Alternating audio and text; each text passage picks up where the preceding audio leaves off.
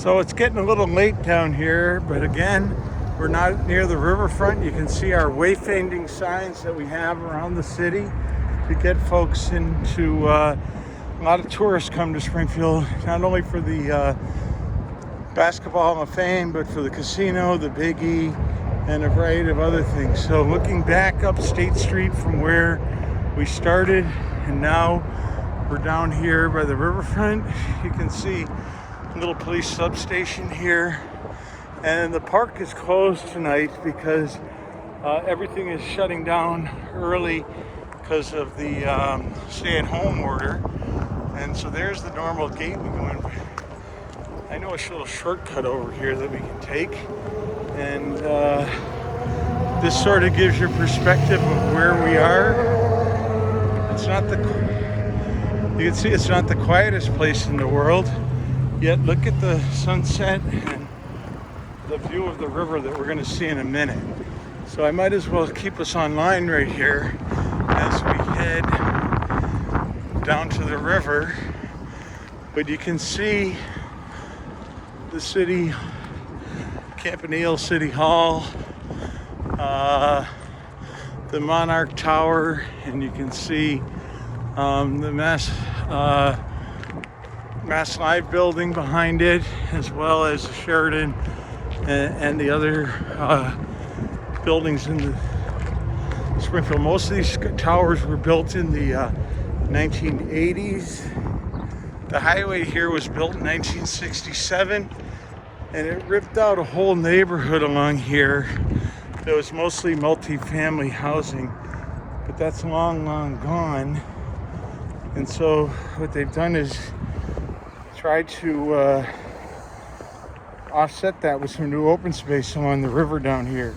So we're going to come up to the Connecticut River here in a second. We'll take a quick look there and show you a little bit of the perspective of the city on the riverfront. So just as you know, Northampton is on the Connecticut River, Holyoke is on the Connecticut River, and Chicopee. Then we hit Springfield and then head down to Hartford, Connecticut, Middletown, Connecticut, and eventually down into New Haven, where it goes into Long Island Sound. So here it is, it's April. The river is pretty high, but you can see here, looking to the west where the sun's setting, that's the Memorial Bridge. That is a memorial to World War I. And we have a lot of open space down here that folks can recreate. They picnic, they play soccer, they fish, and they just hang out. But right now we're hitting the Connecticut River Walk Bikeway, which is actually 6.2 miles long along the whole edge of the river, coming in the north from Chicopee all the way down in the south to Longmeadow. But look at the breadth and the beauty here of the Connecticut River. You can see some folks hanging out with their family and looking back to the city. Even today when the park is closed, there's folks that are able to come out and enjoy the park. It's a little windy out here tonight, but it's beautiful, clear night. I'm personally working on a project down here on the removal of invasive plants on the riverfront. And you can see Japanese knotweed, and we have honeysuckle, and we have bittersweet, and a variety of other plants here that we'll be working on this summer to try to control. I'll show you up here where we've already been taking measures over the last year. Then we also have a scientific experiment set up here that we're looking at various control methods for the Japanese knotweed.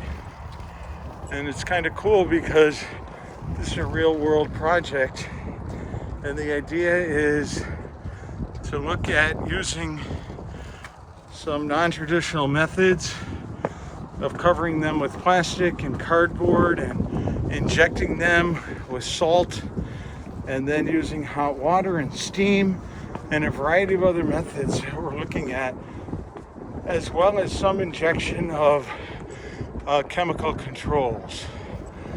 So here's a little playground area, place for people to hang. Over here is a spray structure that is a play area for kids in the summer that has all the fountains. There's lights there. It's synchronized to music. It's really on a Sunday or Saturday in the summer, this is wall-to-wall people that come from the 22,000 people that live in the neighborhood. This is their biggest open space, and it's a really nice park. It was recently restored over the last 4 years, and so now it really presents a great outdoor recreation opportunity for everyone who lives here. Across the street is a power generation plant, which was a coal burning plant, and now it burns natural gas. At one time, it was one of the dirtier plants in the state, and now with the control measures in burning natural gas, it's a lot cleaner than it's been. So that's right across from Springfield. So, the idea is Springfield has one of the worst asthma rates in children in the country. And for allergies, it was just released last week. It's the 4th worst place that you could live if you face seasonal allergies. So a lot of important things to do here. We have to look at the aspect of, do trees can lead to allergies and aggravation of your allergies that folks respond to, but also they can help clean the air. And especially if you look here from the the exhaust from the highway, just coming into the neighborhoods here, what you're going to get is dirty air that folks are breathing. The folks that are out here in the summer, you can actually sometimes smell the exhausts, but you're going to find that in any city. But it far outweighs, look at the beauty out here, the open space, and this is about 40 acres just in this park here that is used for music, relaxation and picnicking and dining and outdoor education. We have 5 colleges in Springfield, so they all use this as an educational tool. Right here is the 9/11 Memorial, and this is a memorial, and it has inscribed on it all the names of the first responders who died during the 9/11 attacks, okay? And actually here is a piece of the Twin Towers that has been memorialized here. And when they dedicated this, I talked to the sculptors, who are all kids your age, probably from 18 to 30 years old, and they drilled these holes here to hold it into the base. But what they did is they took the pieces of steel, the shavings, and actually took those shavings and were able to make small pieces of jewelry that they were then able to give to families of the victims of the first responders at 9/11. So that was pretty cool.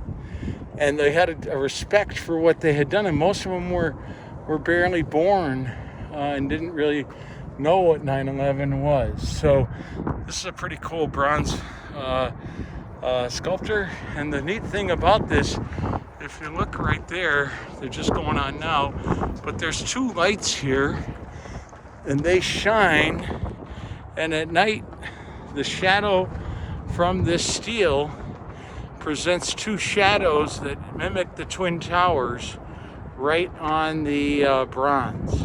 So it's a pretty cool, really attractive, and really memorializes that event. So I'm just going to continue up for a little bit more, show you a little more open space, point out a couple more things, and then that's our trip down here to Springfield's Riverfront Park. But it's just a great urban space. The connection to the river is second to none, and celebration of the river is something very, very important here, that it be a vital part of what goes on as far as the connection of the people, the city, and the natural world. So you can see here, this is open space. There's a stage up here for the concerts and plays and other things to take place. And you'll see there's a railroad track right here. That's the railroad that goes to New Haven, then to New York City, and up to Burlington, and then to Montreal. So that's an active railroad track. So they try to separate the park from the tracks, and there's a lot of plants and things that have gone in here. And it's really, when this leaves out, it's really nice. But you can see the bridge up ahead. I think I can zoom in. I'm not sure. There's a walkable bridge right there that crosses the railroad tracks, and then it brings you back into the center of the city, so you can actually come down here and then get on the bike path, the walkway path along here.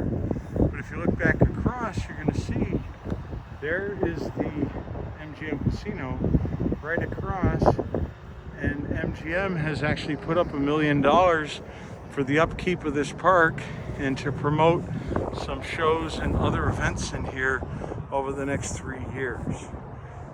So it gives you just a great view and a great space. Not many folks here tonight because of the lockdown, but if you come back and really come back and enjoy this at some point, you're going to see a great urban space here that is second to none compared to other places around the country. So don't forget, at some point, come down and visit and end up down here by the river, because it's just a great place to relax and maybe go for a bike ride along the walkway, or go over and try your luck at the casino, and a lot of great restaurants in the downtown area, a lot of small delis and places like that. So we'll see you in Springfield sometime, but hopefully this virtual tour gave you a little insight into what we've got down here. So thanks.